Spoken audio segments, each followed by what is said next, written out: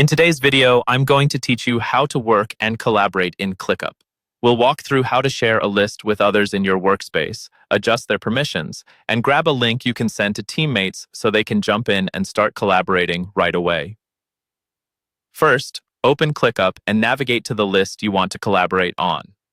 In this example, we're inside a list within a team space in a workspace, but the process is the same no matter which list you're using. Make sure you're actually on the list view where you can see your tasks laid out in rows. At the top of the screen, look for the sharing controls.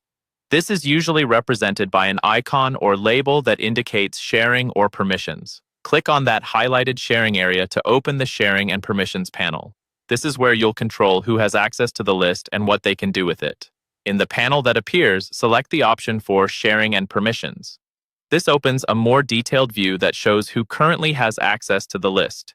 Here, you can see members, guests, and sometimes entire teams that are already added. Next, look for the area that lets you manage link sharing.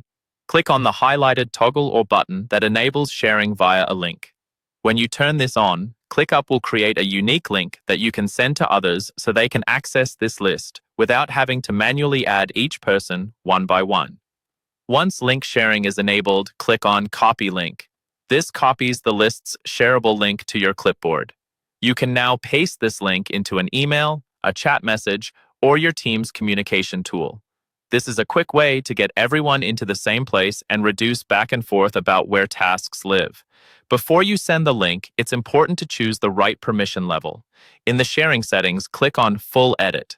This option allows collaborators to create, update, and reorganize tasks in the list. Click Full Edit again if needed to confirm that this is the active permission level for people using the shared link. Finally, click on the highlighted confirmation or save area to apply these sharing and permission changes. Once that's done, your list is fully shared, your collaborators have editing access, and you're ready to start working together in ClickUp.